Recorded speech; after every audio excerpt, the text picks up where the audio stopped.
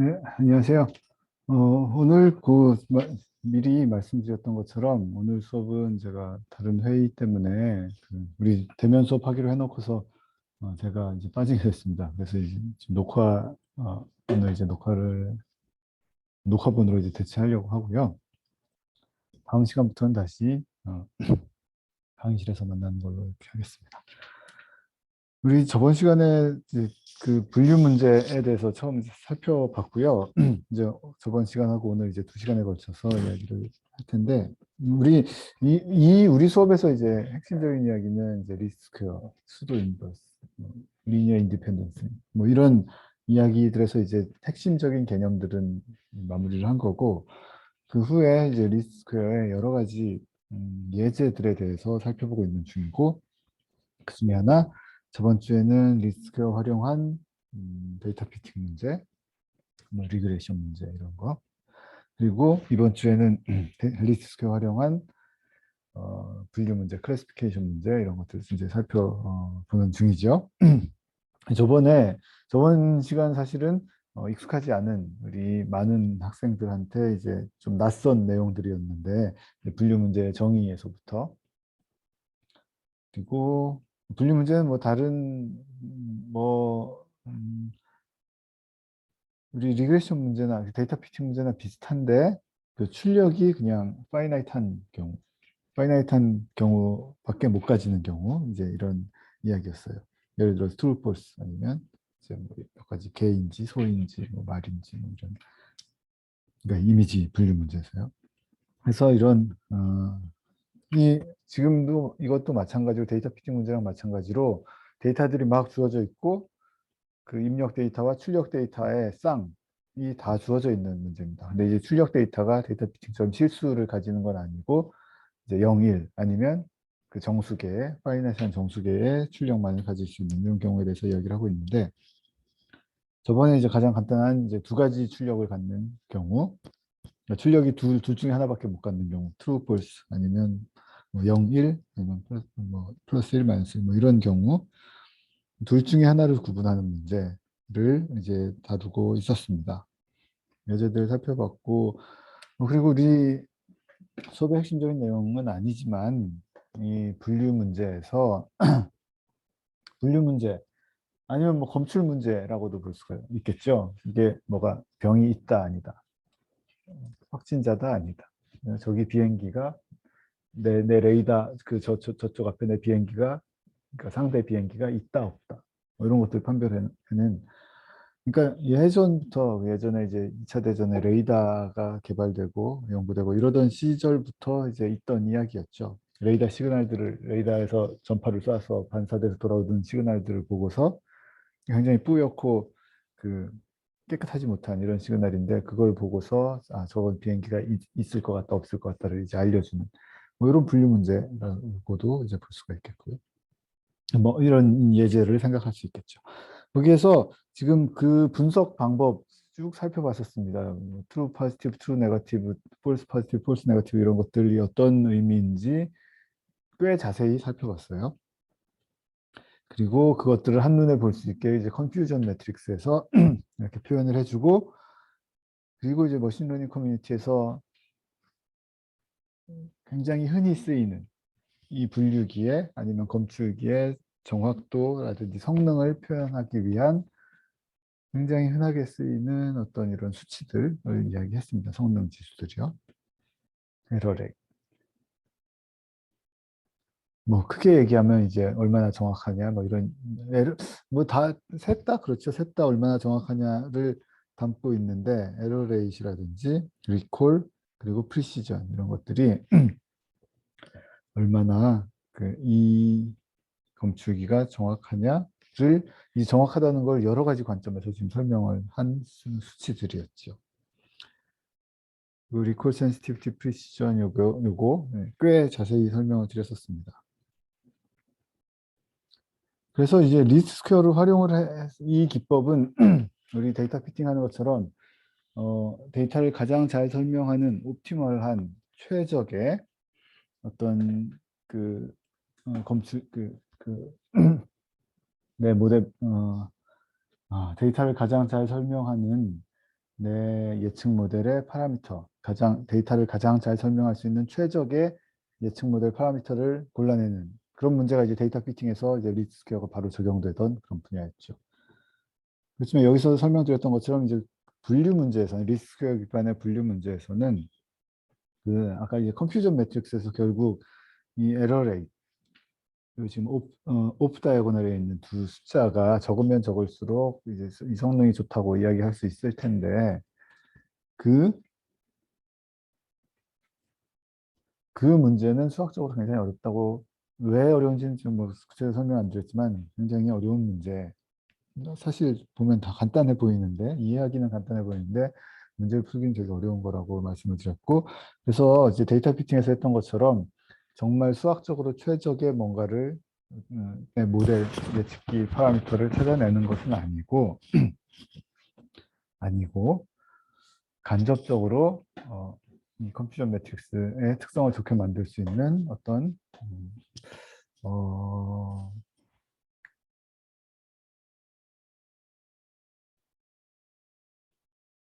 물론 어떤 수학 문제에 어, 최, 어, 복잡한 얘기는 하지 않았으면 좋겠습니다. 여기서 그러니까 이 컴퓨전 매트릭스 나타나는 옵다이어나 텀들을 최소화하는 이런 방법은 아니지만 뭔가 좀 그게 이제 문제 풀기 어렵기 때문에 좀 더 그 문제랑 유사한 쉬운 문제를 만들어서 그놈의 옵티멀 솔루션으로 이런 리스트 스퀘어 분류기가 얻어지게 됩니다.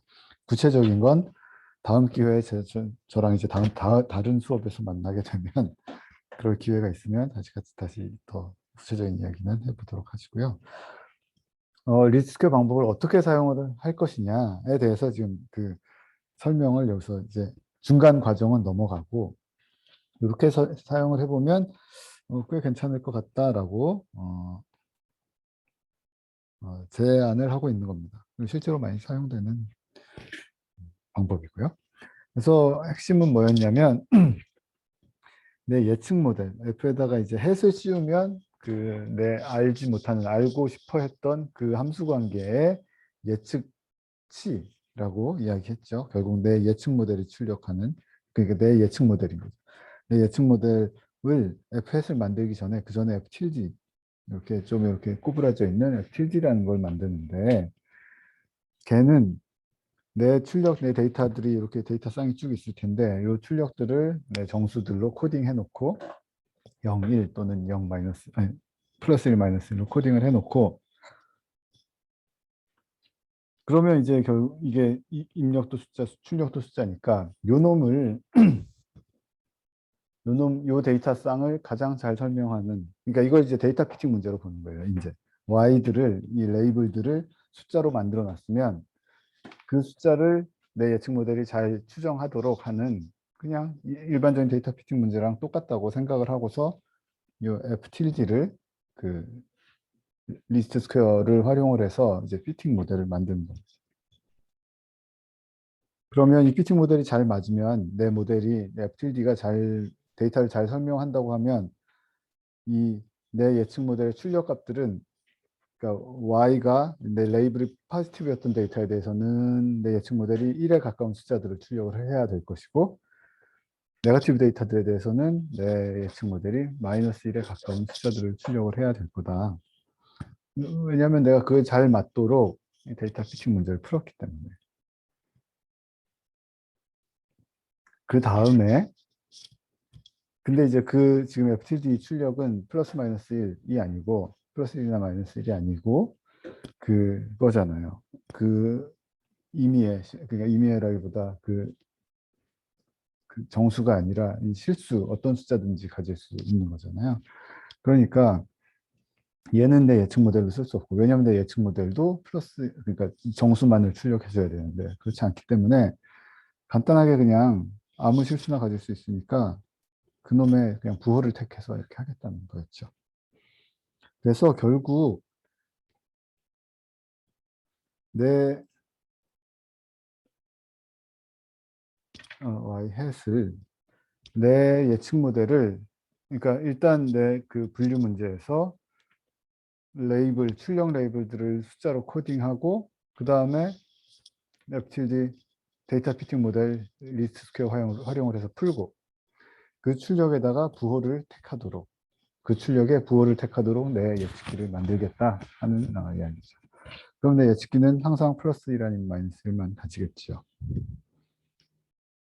그래서 뭐 예제로 뭐 이런 예제들을 소개를 한 적이 있어요. 여기 보면 지금 우리 바이너리 분류밖에는 할 줄 이야기를 안 했기 때문에 0부터 9까지의 10가지 숫자를 가질 수 있는 7만 장의 데이터가 있었는데 그 데이터 중에 숫자를 구분하는 게 아니라 0인지 아닌지를 구분하는 이런 모델을 만들어 보고 성능을 분석을 해 봤습니다.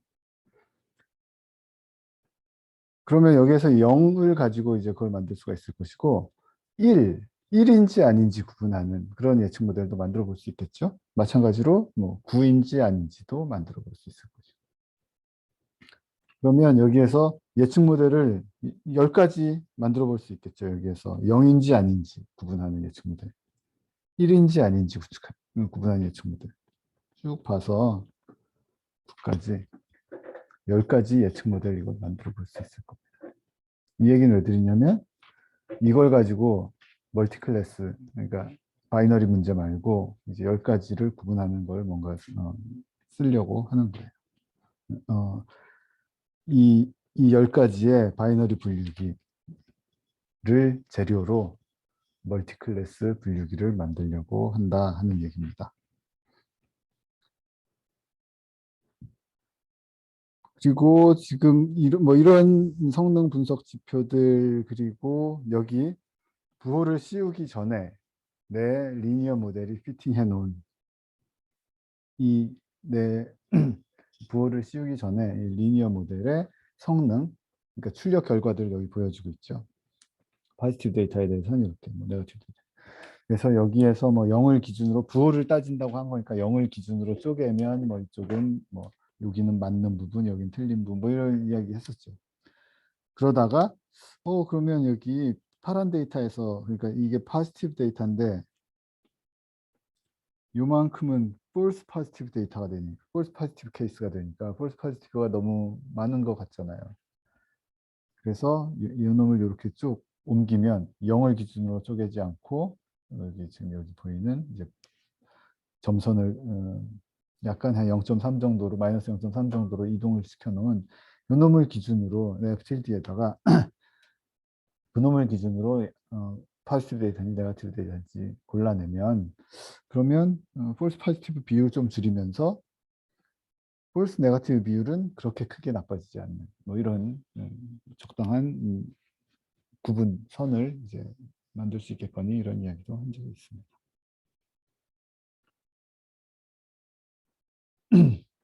오늘 하려고 하는 이야기는 제가 아까 얘기를 이진 분류기, 바이너리 분류기 설명을 왜 이렇게 많이 했냐면 이걸 그대로 활용을 해서 멀티클래스 분류기를 하려고 하는 거예요. 핵심은 여기 있는 10가지의 바이너리 분류기를 활용을 해서 뭔가 어떻게 하겠다는 겁니다. 자, 읽어볼까요? 오늘 할 얘기는 이제 멀티클래스 클래스파이어 이야기고 예를 들어서 이제 K가 그 레이블의 종류가 true, false 밖에 없었는데, 2개밖에 없었는데 이제는 2개가 넘는 경우, 지금 이제 아까 이미지 손글씨 문제에서는 10가지 클래스가 있었죠. 그래서 내 예측기는 뭘 만들고자 하냐면 지금 F 햇이 그 예측기죠. 이미지를 이미지를 받아들여서 0부터 9 사이의 숫자를 출력해준 이 이미지가 어떤 이미지인지, 이미지에 담겨 있는 숫자가 뭔지를 출력을 해주는 이런 분류기를 만들려고 해요. 지금 아래 N은, 그럼 여기 N은 뭘까요? 아까 그 이미지 문제에서 그 픽셀의 개수, 내가 데이터로 사용한 이 부분에 이제 픽셀의 개수가 n이 되는 거죠. 그러니까 이 n 개의 픽셀에서 숫자들을 쭉 뽑아서 그게 내 예측기로 들어가고, 그 다음에 예측기 출력은 0부터 9까지 숫자 중에 하나 출력하도록. 그러면 여기 이제 결과가 2개가 아니고 K개니까 컨퓨전 매트릭스 만들면 이제 K 곱하기 K개의 매트릭스로 표현이 되겠죠. 컴퓨터 매트릭스 어떻게 돼 있었어요? 데이터가 아까 그 바이너리 문제에서는 포지티브인 경우, 네거티브인 경우, 그리고 출력이 y 해시 포지티브인 경우, y 해시 네거티브인 경우. 그러니까 이쪽 로 방향으로는 원래 데이터가 포지티브 데이터였는지 네거티브 데이터였는지를 이야기하는 거고, 컬럼 방향으로는 내 예측기의 출력이 포지티브냐 네거티브냐를 이야기하는 거고. 그럼 이제는 멀티 클래스 문제 같으면 여기가 이제 클래스 1 이렇게 K개가 쭉 로가 있고, 컬럼 방향으로도 출력이 K개 있으니까 쭉 K개의 출력이 이렇게 존재하겠죠. 여기가 4개짜리라고 하면 그래서 Y는 1, 뭐 2, 3, 4 뭐 이렇게. 그러면 이 컴퓨전 매트릭스에서도 마찬가지로 다이아고널에 들어가는 애들은 많으면 많을수록 좋은 거죠. 이 자리 같으면 원래 이미지가 3이었는데 내 예측기가 3이라고 잘 얘기해 준 경우, 뭐 이런 이야기가 되겠습니다. 이 경우는 뭘까요? 여기 X 증가. 컴퓨전 매트릭스에서 여기 X에 들어가는 건 어떤 경우냐면, 원래 이미지가 3이었는데 내 예측기가 그걸 1이라고 잘못 이야기하는 경우, 뭐 이런 경우가 되겠습니다. 그러면 여기에서도 마찬가지로 여기 오프 다이고널 자리는 다 안 좋은 거니까 이쪽은 다 최소화했으면 좋겠고, 다이아고널 자리로 대부분의 숫자를 몰아주면 그렇게 되면 내 예측기가 분류기가 성능이 좋다 이렇게 이야기할 수 있겠죠. 여기 뭐 여러 가지 또 예제 여기 적혀 있습니다. 아까 우리 이미지 가지고 한 것처럼 이 숫자가 0인지 1인지 2인지 3인지 뭐 9인지까지. 그리고 이거 뭐 두 번째는 어떤 이제 쇼핑몰 운영자가 사용자의 구매 기록을 보고 이 사람이 뭐 학생인지 뭐 여성인지 아니면 직장인인지 뭐 애기는 사지 않을 테니까 뭐 그 애기를 가진 그 어린애가 있는 집에 뭐 부모든지 뭐 이렇게 골라내는 뭐 이런 것도 이제 멀티 클래스 클래스파이어 이야기가 되겠고요. 질병 진단도 우리는 저번에는 이제 이 키트를 가지고 코로나인지 아닌지 뭐 이 이야기만 했지만 그 진단 키트 하나 가지고 여러 가지를 구분할 수 있는 진단 뭐 시약들도 있잖아요. 진단기들도 있죠. 코로나 중에서도 이제 더 구체적으로 들어가서 뭐 오미크론인지 델타인지 이런 것들이 뭐 그러니까 그 출력이 바이너리가 아니고 여러 개인 뭐 온갖 거를 이제 집어넣을 수가 있겠습니다. 번역기 같으면 다음 단어에 어떤 단어를 골라내는 게 내가 이제 번역기에서 지금 번역기들이 처음 단어를 그러니까 이 원어가 있고 걔를 이렇게 번역을 했을 때 단어들을 고르고 그 다음 순서에 뭐가 올지 이 단어들이 뭐 그 사전에는 유한한 단어들이 있는 거니까 그 중에 어떤 걸 고르고 그 다음에 또 어떤 걸 보는 게 맞고 뭐 이런 것들 뭐 이런 비슷한 이야기로 볼 수 있겠고요. 그리고 이것도 우리 뭐 그런 이미 살펴본 이야기랑 비슷한데 위키피디아 새 문서가 들어왔을 때 이게 어떤 카테고리에 있는 건지 뭐다 했던 이야기가 되겠습니다.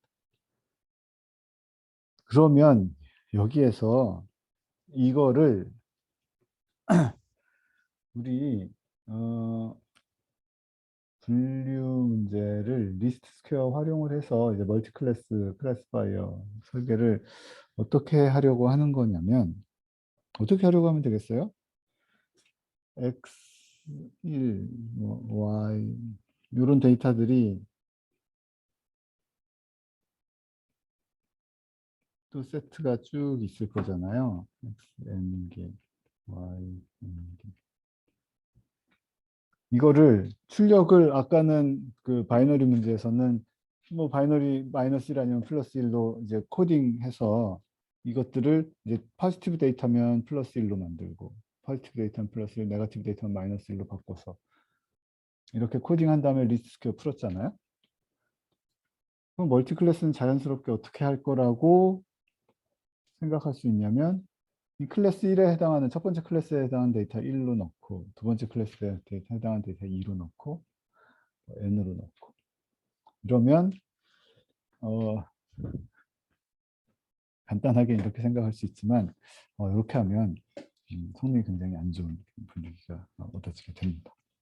그러니까 이 실수축 한 축에서만 여기 지금 1, 0, 1, 1, 2, 3, 4 내 모든 FTLD가 한 축의 요 안에서 막 떨어지게 되니까 이게 너무 이제 자리가 좁아서 여러 가지를 막 이 좁은 데서 복잡복잡하면서 골라내기가 쉽지가 않더라는 거예요.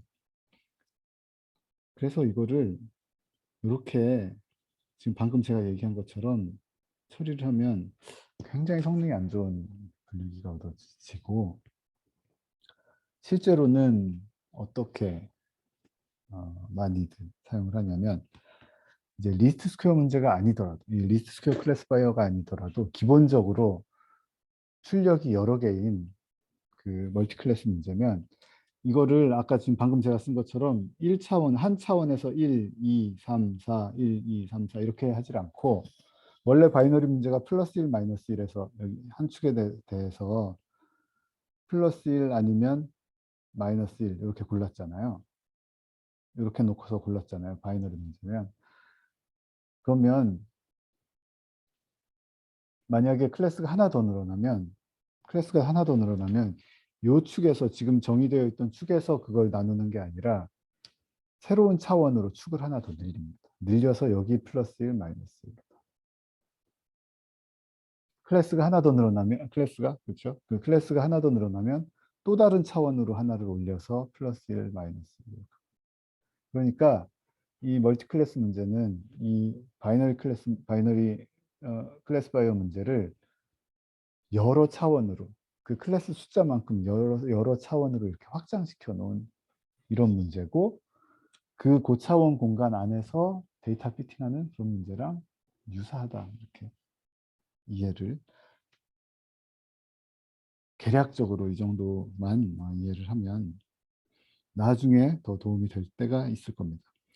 그래서 결국 어떻게 근데 지금 제가 좀 더 추상적인 개념을 이야기를 했는데 실제로는 굉장히 쉽게 구현을 해요. 어떻게 구현하냐면 이 아까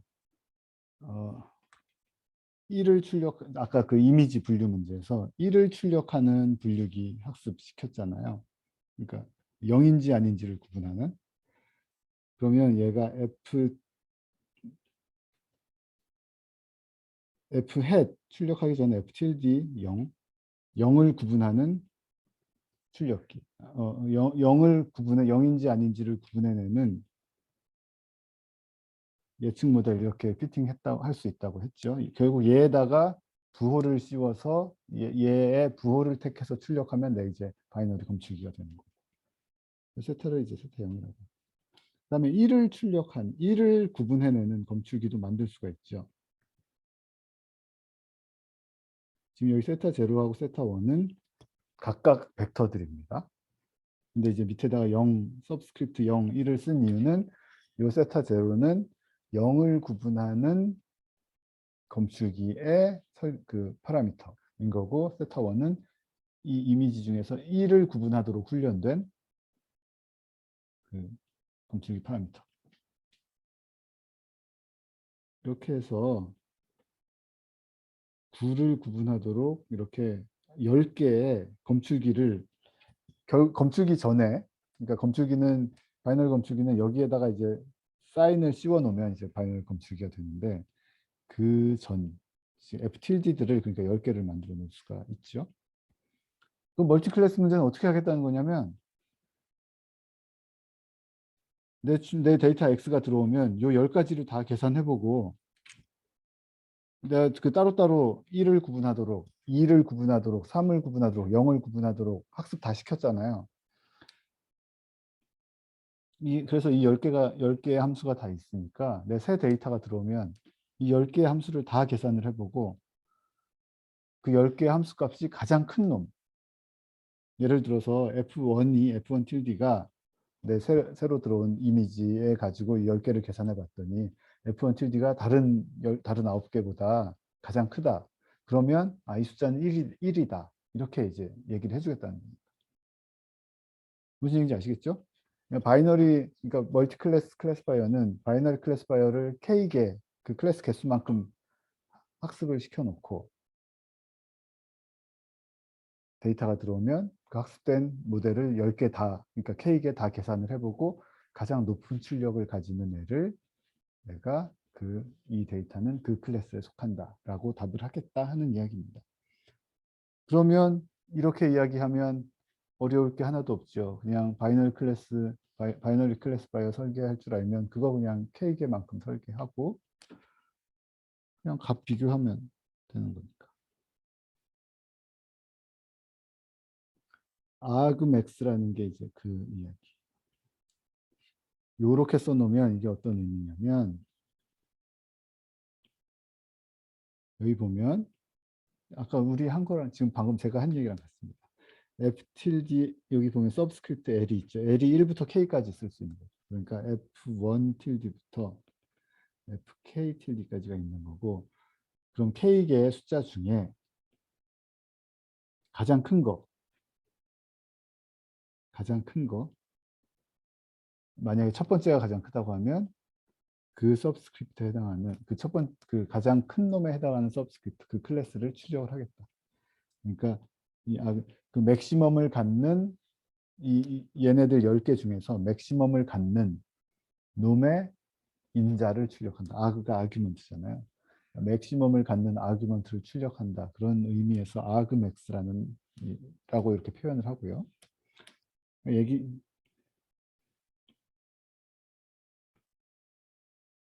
요거는 이제 자주 만나게 될 표현이니까 요거랑 맥스 밑에는 똑같고요. 맥스 L 그러니까 이 둘째 줄이랑 똑같은데 비슷하게 썼는데 아그만 빼면 이건 뭐죠? 위에는 이거는 이 K개 중에 만약에 첫 번째가 가장 크다고 합시다. 그럼 가장 큰 그 숫자를 출력하는 게 이야기고 그러니까 이 F tilde들 중에 맥시멈 값을 출력하는 거. 아그를 붙이면 그 맥시멈 값이 존재하는 그 위치, 그러니까 자리, 인자를 출력하라는 얘기가 되겠습니다. 그러니까 만약에 F tilde 3이 제일 크다고 하면 얘는 이제 3을 출력하라는 이야기인 거죠. 마찬가지로 민도 많이 쓰는 표현이고요. 그러면 이제 가장 작은 놈의 인자를 출력하라. 가장 작은 놈의 위치를 출력하라는 민이면 가장 작은 걸 출력하라. 노테이션 설명을 드렸고요. 밑에 쉽게 써있네요. 되게 쉽게 써있네요. FL 중에 가장 큰 값을 가지는 놈의 L을 출력하라, 골라라 하는 이야기입니다. 예를 들어서 3개짜리 분류 문제, K가 3이고 그 F tilde들을 다 출력을 해봤더니 이렇게 3가지의 출력 값을 가진다면 얘가 제일 크죠. 그래서 이거는 세 번째 클래스에 해당하는 데이터다. 이렇게 답을 하겠다 하는 이야기입니다. 그래서 우리 아까 저번 시간에 살펴봤던 똑같은 데이터를 가지고 데이터 어땠죠? 7만 개의 데이터 중에 6만 개를 트레인 셋으로 훈련 세트로 사용하고 10,000개를 남겨놨다가 이제 검증 세트로 쓰겠다는 거였는데 그 10,000개에다가 그러니까 6만 개 가지고 학습을 다 시키고 뭘 학습을 해요? 0을 구분하는 분류기, 1을 구분하는 분류기 10개를 다 학습을 시키고 그걸 가져와서 나머지 10,000개 테스트 셋으로 남겨놨던 10,000개의 데이터에다가 다 넣어보고 이쪽 줄은 뭐죠? 그 0이었던 데이터들, 그 0이었던 이미지들의 그 검출기를 이제는 바이너리 검출기가 아니고 멀티클래스 검출기를 다 돌려봤더니 이런 결과가 나왔다는 겁니다. 내 검출기가 0이었던 데이터 중에는 0이었던 데이터 980장이 있었는데 그중에 굉장히 많이 944개를 0이라고 맞게 알려줬던 거고, 나머지 틀린 경우, 요거 되게 많이 헷갈렸나 봐요. 지금 13이 제일 크니까. 이거 왜 그럴까요? 뭐래요? 0이었던 데이터를 6이라고 잘못 알려준 경우가 많더라. 그럴만 하죠. 비슷하게 생겼으니까. 또 여기 비슷할 게 뭐 있을까요? 제 생각에 8하고 3하고 8하고 9도 헷갈릴 것 같고, 8하고 3도 헷갈릴 것 같은데, 8하고 3이 헷갈리는, 얼마만큼 헷갈렸는지, 어디 데이터 보면 있을까요? 8하고 3, 여기네요. 8인데 3이라고 잘못 알려준 경우. 아니면 3이었는데 8이라고 잘못 알려준, 3이었는데 8이라고 잘못 알려준 경우 그렇게 많지 않네요. 근데 8인데 3이라고 알려준 경우 꽤 많았고, 또 어떤 경우가 이 검출기가 제일 많이 헷갈려 했나요? 살펴보면 요거 15, 80, 9하고 4하고 헷갈렸다. 9하고 4하고 헷갈릴 수 있을까요? 9 뭐 이렇게 쓰고 4는 이렇게 쓰는 사람 많으니까 헷갈렸는 모양입니다. 요거는 9하고 7, 9도 이렇게 쓰고 7도 이렇게 써서 헷갈렸나 봐요. 그래서 보면 뭐 음, 꽤 괜찮네. 괜찮네. 괜찮다고 해도 되나요? 에러율이 14% 정도 된답니다. 86% 정도. 그리고 지금 이게 검증 세트에 대해서 이랬고 테스트 셋, 트레인 셋에 대해서도 비슷하게 됐다고 해요.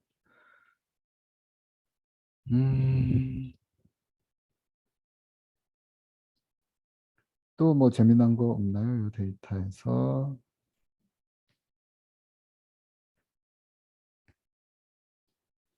여기 4하고 9하고 헷갈린 거, 이런 것들이 많네요.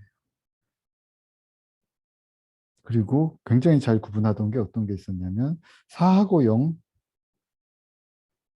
1하고 0. 1하고 0은 구분 못하는 경우가 하나도 없다는 얘기예요. 그렇죠? 이 두 숫자 보면 내 검출기는 이런 간단한 이제 리스크. 0하고 1은 딱 봐도 하기가 쉬워 보이지요. 4하고 3도 구분이 잘 됐다는 것 같고. 뭐 하여튼 이런 재밌는 것들이 이렇게 살펴볼 수. 요거는 뭐죠? 요거?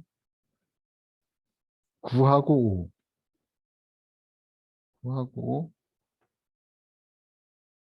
근데 이쪽에서는 또 대칭은 아니고. 그리고 6하고 7도 뭐 헷갈릴 게 별로 없고. 뭐 하여튼 이런 것들을 살펴볼 수가 있겠습니다. 그리고 여기에서 더 흥미로운 사실이 있는데요. 뒤에 지금 여기다가 피처를 우선 요거 제가 지금 방금 우리 이 바이너리 클래스파이어가 어떤 구조 가지고 있는지 제가 한번 여기다가 설명을 한번 드려볼게요. 일단 바이너리 클래스파이어, 멀티 클래스파이어 이것들 어떤 구조를 가지고 있는지 제가 살펴보려고 하는데요.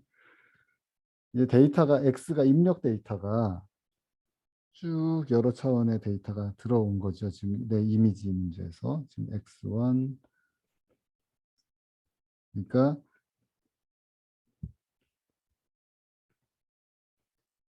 X의 뭐 D 차원 그러니까 D개의 피처 데이터가 들어가면 뭘 했나요? 세타 트랜스포즈 X를 해서 Y tilde를 만들었죠. 그 다음에 Y 햇은 Y tilde에다가 사인을 이렇게 씌웠던 거예요. 그러면 세타 트랜스포즈 X를 뭐 어떻게 쓸 수 있겠냐면 이 첫 번째 숫자에다가 세타 1을 곱하고 여기다가 두 번째 숫자에다가 세타 2를 곱하고 세 번째 숫자에다가 세타 3를 곱하고 세타 4를 곱하고 이게 쭉 가서 세타 D까지를 다 곱해서 그러니까 입력에다가 X1에다 세타 1 곱하고 이걸 전부 다 더하면 그러면 이너 프로덕트 한 거죠. 내 입력이 들어가서 세타들이 쭉 곱해지고 각각 곱해지고 그걸 다 더하면 얘가 y tilde인 거죠. 내 검출기의 직전 출력. 여기에다가 어떻게 했나요? 여기에다가 이런 사인 함수를 집어넣었어요. 지금 제가 그린 거 뭐냐면 내 여기 1 마이너스 이게 사인 함수 이렇게 생겼잖아요. 사인 함수 x는 x가 이렇게 들어가면 양수는 1을 출력하고 음수가 들어왔으면 마이너스 1을 출력하고. 그러니까 여기에다가 내 계산된 y tilde에다가 어떤 y tilde에다가 어떤 이런 비선형 함수, 사인이라는 함수를 통과시켜서 y hat을 만들었다는 겁니다. 그러니까 지금 제가 방금 그린 이 그림이 바로 우리가 저번 시간에 설계한 바이너리 클래스파이어가 이 과정을 거쳐서 그 데이터를 구분해내는 거죠. 세타들은 어떻게 학습을 시켰냐면 이 부분 빼고 이 왼쪽 파트를 가지고 y tilde가 요 각각 입력에 딸려 있는 y가 있을 거잖아요. 이게 지금 입력 데이터가 있고 출력이 쌍으로 있으니까. 그래서 y tilde하고 y가 비슷하도록 리스트 스퀘어 문제를 풀어서 세타들을 찾은 거고. 그렇게 찾아진 세타를 이렇게 지금 우리 적혀 있는 것처럼 그 세타들을 활용을 해서 y tilde에다가 부호를 씌우고 내 검출기 출력으로 활용을 했던 겁니다. 그러면 이게 이제 바이너리 클래스파이어고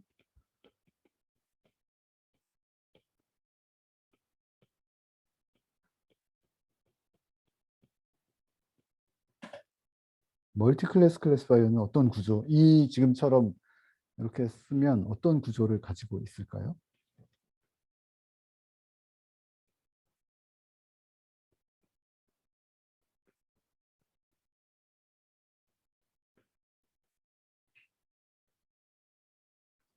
일단 바이너리 클래스파이어 여러 개를 만든다고 했으니까 이거 한번 그대로 가져와 보면요.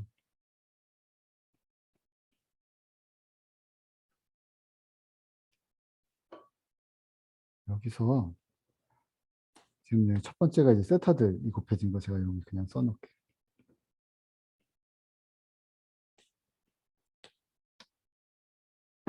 얘가 이제 뭐 예를 들어서 첫 번째 영인지를 구분하는 이제 그 분류기를 이제 만든다고 했을 때 1인지를 구분하는 분류기를 또 다른 세타들을 가지고서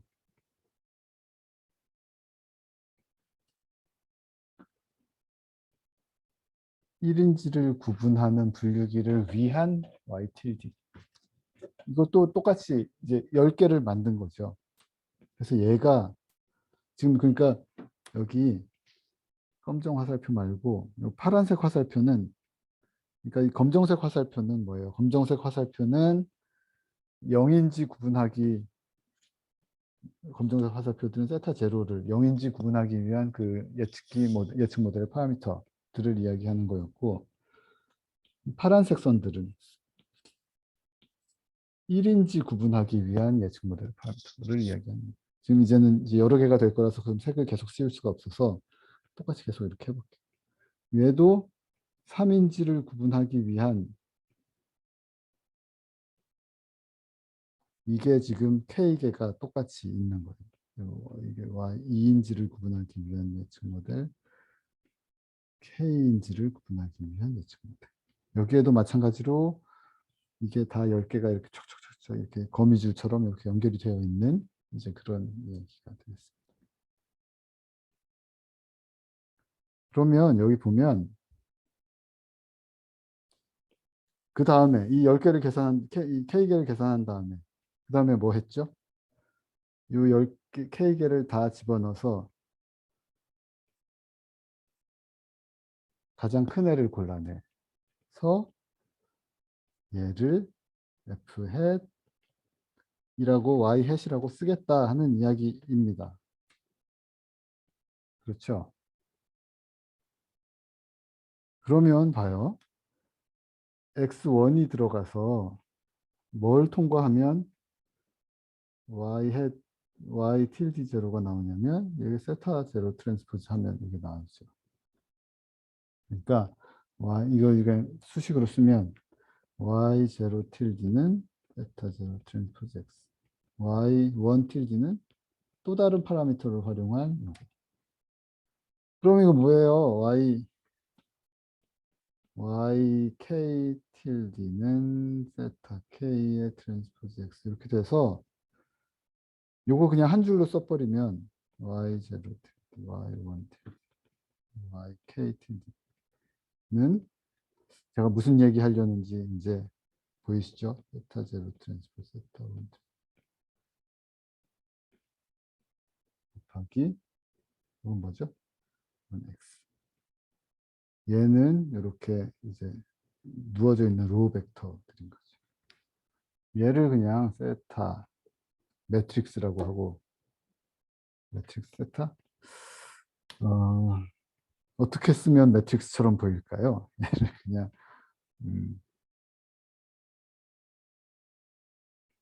이렇게 쓸까요? 매트릭스 세타 이걸 이제 y tilde 벡터라고 하면 y tilde는 그 세타 매트릭스 곱하기 x 이렇게 쓸 수가 있죠. 그래서 지금 이렇게 화살표들로 이렇게 n개 벡터가 d개 벡터가 들어가서 화살표들을 통과해서 다 더해지면 이거는 그 세타 이 d개짜리 요 지금 여기에 세타 원 이거는 이제 각각 이 세타의 스칼라들 이 원소들을 의미하는 거고요. 세타 d와 결국 이 출력이 세타 d 트랜스포즈 x를 의미하는 거죠. 얘가 이거를 한 개가 아니라 출력이 여러 개가 되도록 이렇게 거미줄망처럼 네트워크처럼 이렇게 막 쌓아놓으면 얘는 매트릭스 곱을 의미한다는 걸 지금 확인했잖아요. 얘는 벡터 이너 프로덕트를 의미하는 거고 얘는 벡터 이너 프로덕트 여러 번 한 거니까 그게 벡터 이너 프로덕트 여러 번 하면 서로 다른 벡터 가지고 이너 프로덕트 여러 번 하면 그 매트릭스 곱이랑 같다는 이야기 한 적 했죠. 우리 많이 했죠. 그런 얘기. 그래서 요거는 그러니까 지금 뭐 한 거냐면 입력에다가 입력 데이터가 들어오면 거기다 이 아까 이렇게 정의된 세타 큰 매트릭스를 곱하고 그럼 그 출력들을 가지고서 출력들 중에 아그맥스 취해서 원소 가장 큰 애의 출력이 내 그 정답이다. 내 검출기가 알려준 정답이다. 이렇게 알려주겠다는 겁니다. 근데 이 그림 여러분들 되게 어디서 많이 봤죠? 딥러닝 이야기하고 막 그럴 때 그 딥러닝이 결국 딥 뉴럴 네트워크들을 활용을 해서 뭔가 검출기든지 뭐 러닝 모델이라든지 학습 모델 뭐 이런 것들을 만든다는 건데 뉴럴 네트워크라는 게 바로 이런 거 얘기하는 거죠. 이거보다 뭐 이런 것들이 뉴럴 네트워크 굉장히 많이 포함되어 있죠. 그리고 층이 여러 개 쌓여 있다. 딥하다는 이야기는 지금 층이 요건 한 층짜리고 딥하다고 하면 여기에 얘네들이 뭔가 밑에 한 번 더 있고 여러 번 이 과정을 거치면 이제 딥한 뉴럴 네트워크 그래서 딥 뉴럴 네트워크라고 부르는 거죠. 그러니까 지금 우리 살펴보고 있는 이런 것들이 그 딥 뉴럴 네트워크의 그 요소들이 다 우리 지금 공부하고 있는 이런 것들로 표현이 되는 것들이죠.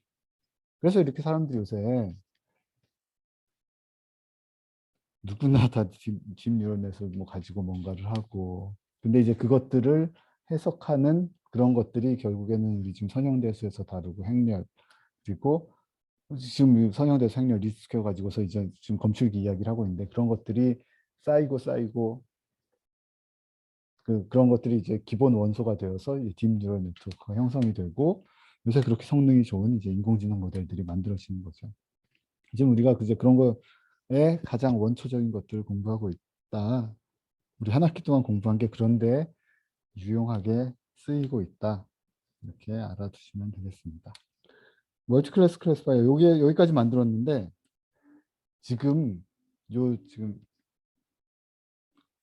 뒷부분에 adding new feature, 피처들을 새로 만들어서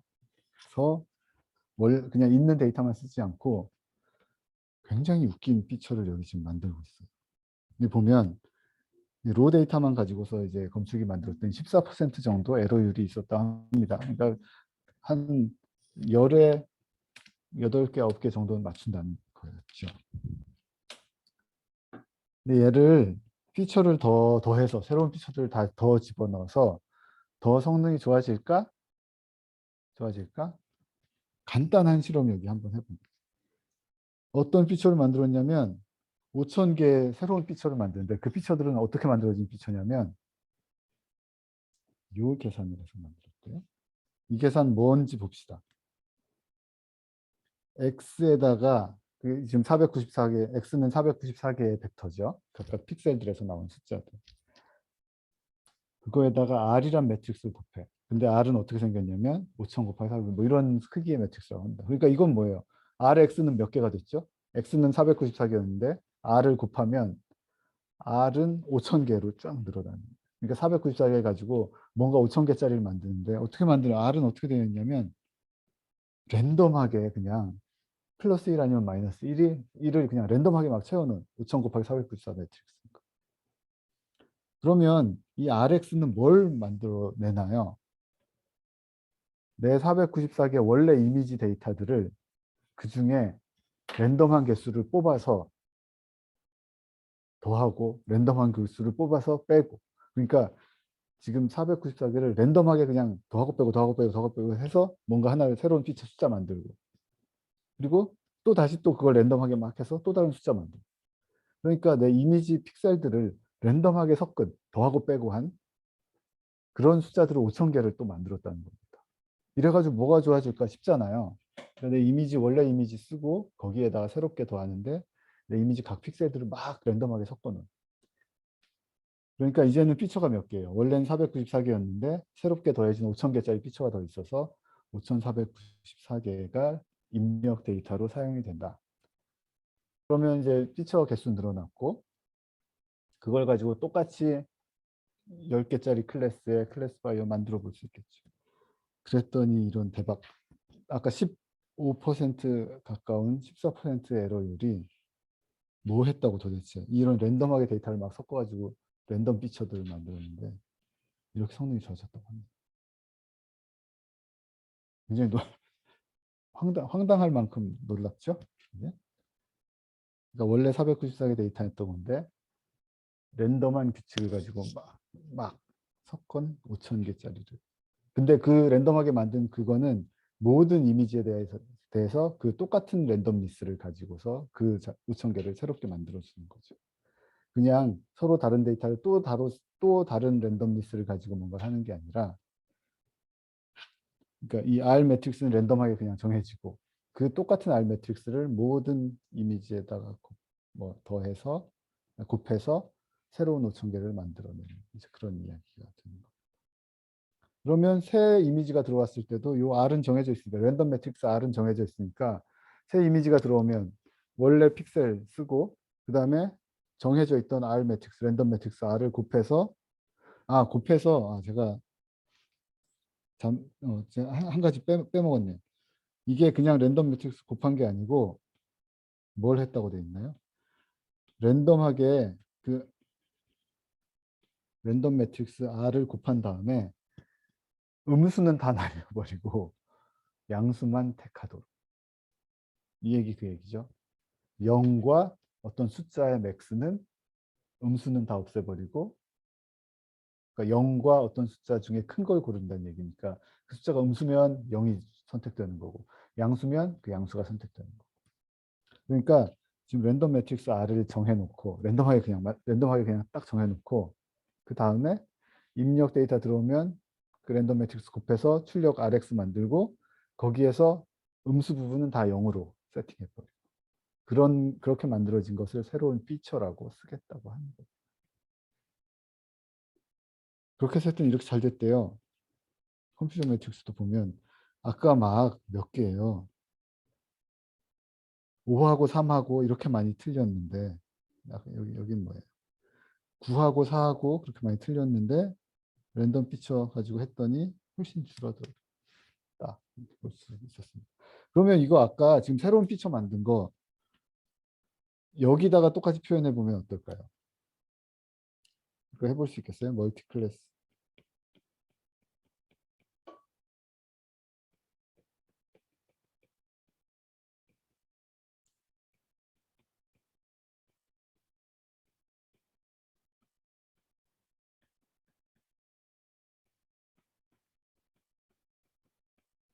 새로운 랜덤 피처를 여기다가 더한다면 그러면 이 그림으로는 어떻게 표현을 할 수 있을까?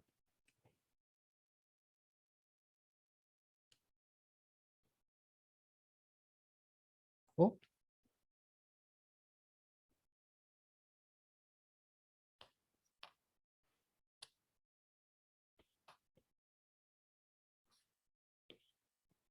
어?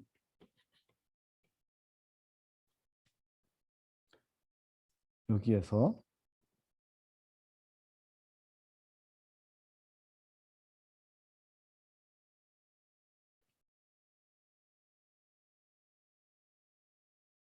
지금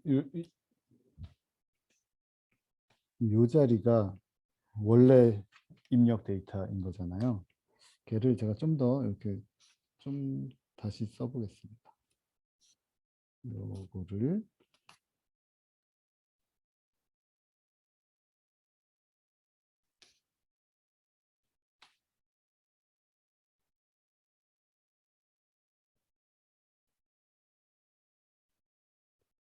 우선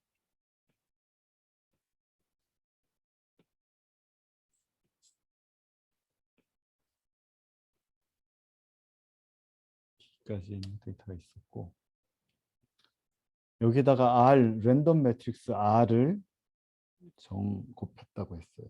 그럼 그 랜덤 매트릭스 R 곱하는 건 어떻게 표현할 수 있을까요?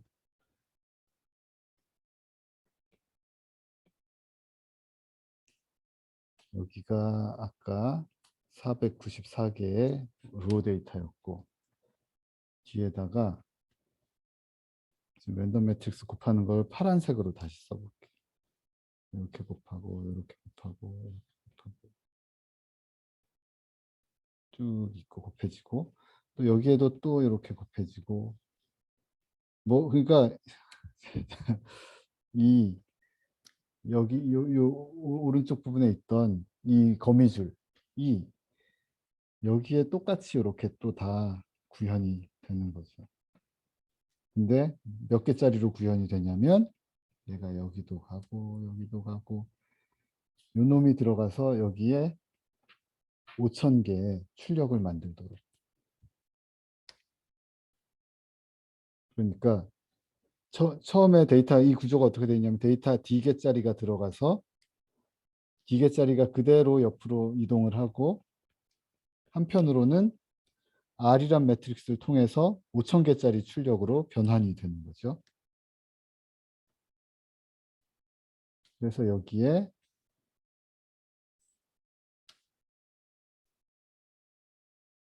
변환이 되고 잠깐만요. 이거 다시 쓰겠습니다. 지금 파란색 너무 두꺼워가지고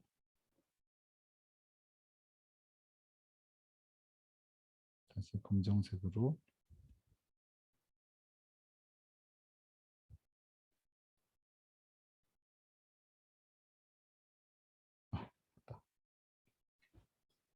이게 이제 X1이 한편으로는 X 그 494개 데이터가 오른쪽으로 쫙 그대로 이동하고 한편으로는 이제 새로운 5,000개짜리의 출력을 만들도록 얘도 이쪽으로 가고 얘도 이쪽으로 가고 얘도 이쪽으로 얘도 이쪽으로 또 한편으로는 얘가 둘째로 또 가고 아이고 둘째로 또 다 가고 이 복잡한 네트워크가 이렇게 첫째, 셋째로 또 셋째로 다 가고 그러니까 각각 모든 조합에 대해서 넷째로 또 가고 그리고 얘도 일로 가고 얘도 일로 가고 이런 복잡한 굉장히 복잡한 네트워크가 다 이렇게 형성이 되겠죠? 아, 너무 난잡하네. 그러면 여기에는 이쪽은 그냥 그대로 이동하는 거. 1이 곱해져서 그대로 이동하는 거고 이쪽 아래로 내려온 애들은 그 R 매트릭스를 곱한 걸로 들어오는 것이고. 그러면 이제 5,000개짜리 출력이 여기 나왔을 거잖아요. 5,000개 좀 더 크게 써보겠습니다. 뭔가 더 계산을 하니까. 5,000개짜리가 새롭게 만들어져서 여기에는 요만큼은 5,000개고 494개는 그냥 이동하고 494에다가 5,000 곱하기 494 랜덤 매트릭스 R을 곱해서 지금 큰 동그라미로 5,000개가 이렇게 만들어졌죠. 근데 그거를 5,000개가 만들어졌으면 그 다음에 각각에 대해서 그걸 그냥 쓰는 게 아니라 이렇게 양수만 택하는 어떤 함수를 씌운다고 했죠. 이 함수가 뭐예요? 지금 제가 꺾어서 이렇게 그린 함수는 그 함수는 뭐냐면 여기가 x고 x x, 그러니까 x가 음수면 얘를 출력하고 양수면 원래 걸 출력하는. 음수면 0을 출력하고 양수면 그 원래 아니 음수면 0을 출력하고 양수면 들어온 숫자를 그냥 출력하고. 그게 이제 이런 꺾은 선으로 이렇게 표현할 수가 있잖아요. 이렇게. 이거 뭐 어떤 함수라 했죠? 이거 뭐 플러스 함수라고도 불렀고 이거 요즘에는 이 함수를 굉장히 많이 부르는 이름이 여러분들 다이오드라는 거 알아요? 다이오드가 전압이 거꾸로 바뀌면 전류가 안 흐르고 전압이 제대로 정방향으로 바뀌면 전압이 그대로 출력되고 하는 거잖아요. 그게 이제 다이오드 출력이 딱 이렇게 생겼거든요. 그게 정류한다고 이렇게 렉티파이 한다고 부르는데 이 다이오드 같은 이제 렉티파이드 리니어 유닛.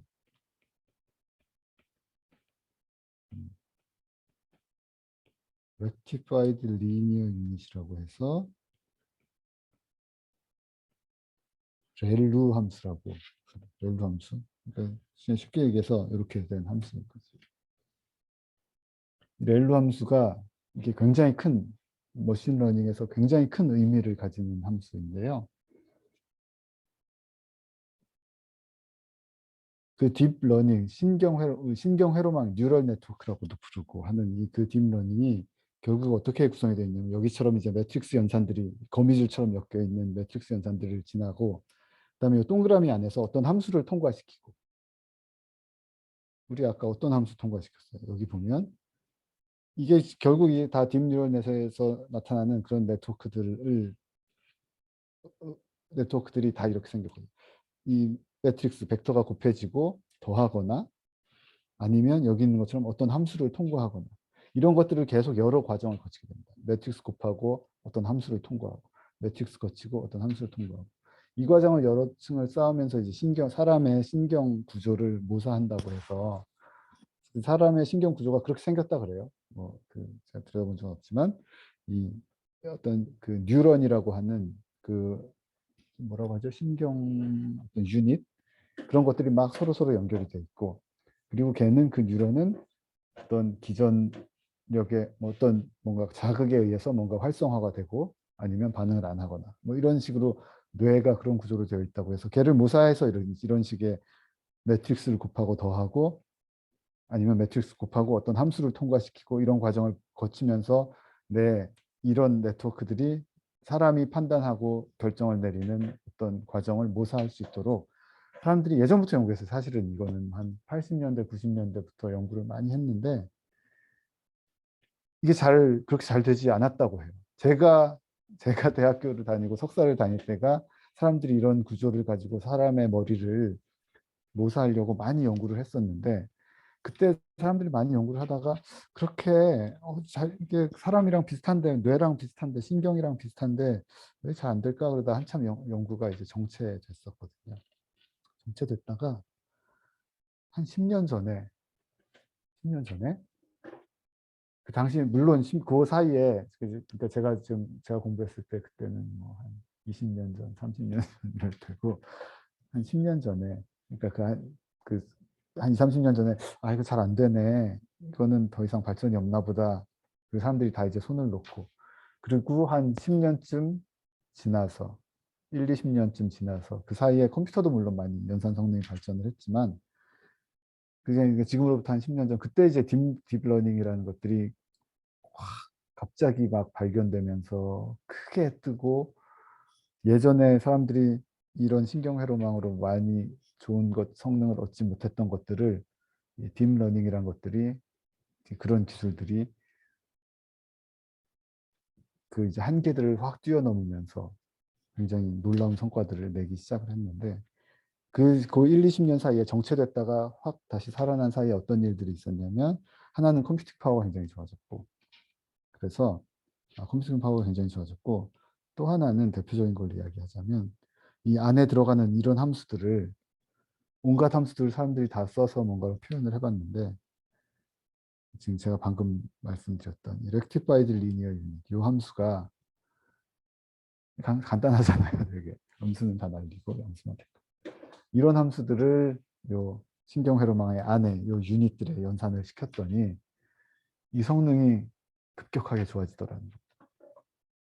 왜 그런지는 오늘 뭐 얘기를 할 것은 아니고 이런 간단한 발견을 가지고서 이런 렉티파이드 리니어 유닛들이 신경회로망의 안에 들어있는 함수로서 사용이 되면서 온갖 이제 이것들이 그 뭐 뭐죠? 갑자기 인공지능 성능이 굉장히 좋아지고 막 이런 때 있었잖아요. 뭐 번역을 막 예전 같으면 인공지능 번역기 굉장히 바보같이 번역을 했었는데 요새 굉장히 잘 되고 영상 검출기도 이미지 검출기도 옛날엔 생각도 못했던 사람보다 더 잘 검출하죠. 요새는. 그런 것들이 다 이런 것들 이런 렉티파이어 리니어 유닛들이 사용이 되었고 이게 왜 그렇게 좋냐면 이 층을 많이 쌓을 수 있게 만들어줘요. 예전 다른 함수들은 층을 많이 쌓으면 이게 노력에 대비 많이 쌓으면 성능이 더 좋아. 층을 많이 쌓으면 점점 더 사람의 뇌랑 가까워지니까 사람의 뇌가 굉장히 복잡하게 돼 있으니까 복잡도를 높이면 뭔가 더 잘 될 것 같았는데 잘 되지 않았었는데 이 렉티파이 리니어 유닛이 사용이 되면서 층을 굉장히 깊게 쌓을 수가 있더라 하는 겁니다. 그러면서 이제 딥러닝이라는 이야기가 말이 나오기 시작한 거죠. 그러니까 이 딥러닝을 가능하게 했던 어떤 역사적인 함수다 이렇게 이해를 할 수 있겠어요. 근데 지금 우리 한 게 뭐예요? 우리 한 게 이 얘기하려다 얘기 나왔는데 지금 다시 한번 봐요. 입력 데이터가 들어가고 입력 데이터가 494개는 그냥 이동이 되고 나머지 5,000개를 만들어내는데 R 매트릭스를 곱해서 랜덤한 매트릭스 R을 곱해서 랜덤하게 골라진 매트릭스 R을 곱해서 이런 5,000개의 숫자를 만들고 5,000개 벡터, 5,000 디멘전의 벡터를 만들고 거기에다가 0하고 맥스, 이 렐루 펑션을 통과시킨 거죠. 그러니까 지금 그 딥러닝에서 사용이 되는 그 렐루 펑션을 통과시킨 그 다음에 이제 5,494개의 새로 더해진 피처들을 포함해서 이만큼의 피처가 생긴 거죠. 원래 데이터, 원래 피처 494개, 랜덤하게 골라지고 랜덤하게 더하고 빼고 되고 그다음에 렐루를 통과시킨 5,000개의 피처. 5,494개의 피처가 들어가서 그 다음에 어떻게 돼요? 여기에 새로운 피처들이 여기에 다 컨트리뷰션 새로 되는 거죠. 네트워크가 훨씬 복잡해졌습니다. 여기도 다 이제 새롭게 곱해지고 여기 다 이렇게. 그러니까 이 자리가 요 아까 세타 요 놈이 좀 더 디멘전이 커진 이 피처가 한 10배 넘게 커졌으니까 세타 디멘전도 더 커지는 그런 그렇지만 디멘전은 커져서 숫자는 많지만 우리가 이해하는 데는 그냥 매트릭스 곱 하나 매트릭스 똑같은 매트릭스 그냥 크기가 좀 더 커진 매트릭스 곱한 거 그러니까 매트릭스 곱이라는 건 변함이 없는 거죠. 그래서 지금 제가 방금 완성한 이 그림이 요 놈이 입력이 되어서 요 놈이 출력이 되는 이런 구조인 거고, 이게 그냥 몇 층, 한 간단한 두세 층짜리, 세 층짜리에 뭐 딥뉴럴넷이라고 이야기를 할 수도 있겠고, 거기 특히 그 딥뉴럴넷이 가능하게 만들었던 이 렉트파이어 리니어 유닛이 이렇게 사용이 된 이제 모델이다 이렇게 얘기를 하면 되겠죠. 그래서 이 모델이 요 자리가 지금 새로 붙은 거잖아요. 요만큼이 새로 붙은 거죠. 요만큼이 붙였더니 성능이 뭐 10배씩 좋아졌다고 하는 거네요. 14% 에러율에서 그 뭐야 그 트레인셋에서는 10% 가까이로 줄었고, 그러니까 10분의 1로 에러가 줄었고, 테스트 에러에 대해서는 좀 더 이제 뭐 이랬다고 합니다. 사람이 이 숫자 손글씨 구분하는 게 에러율이 한 3, 4% 된대요. 3, 4%인데요. 그러니까 사람보다 잘, 이 간단한 리스트 스퀘어 사용하고 그 모델 굉장히 간단하게 만들고, 다음에 이런 놀랍도록 단순한 랜덤 피처를 사용을 해서, 이 계산하기 얼마나 쉬워요. 매트릭스 그냥 곱하고 음수면 다 날려버리고, 새로운 피처 만든 다음에 다시 학습시켜서 했더니 이렇게 사람보다 잘 구분해내는 모델을 만들었다고 합니다. 이 코드가 제가 여기 올려놨으니까 정확하게 저거랑 같은 코드는 아니지만 열어볼까요?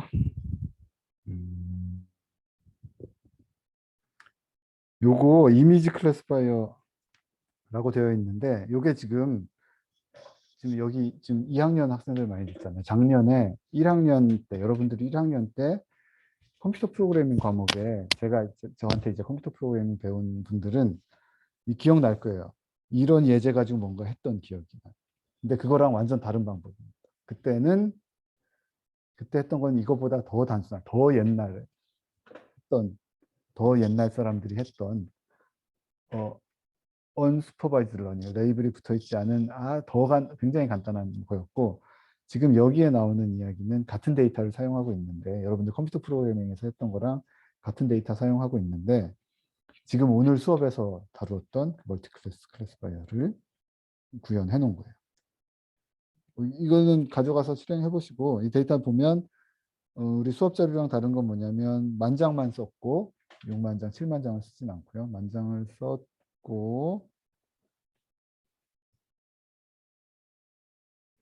여기 처음에 12 이미지가 이렇게 돼 있고 레이블이 이렇게 붙어 있는 거 다 확인을 할 수 있고요. 만장 중에 7,000장을 트레인 셋으로 쓰고 3,000장은 밸리데이션 셋으로 쓰고.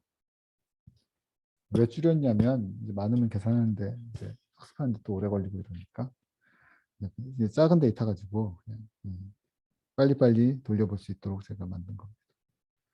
그래서 7,000장을 가지고 바이너리 클래스파이어 똑같이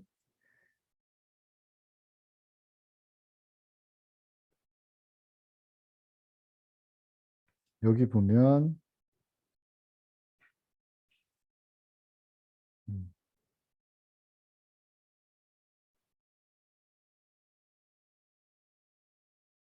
그렇죠.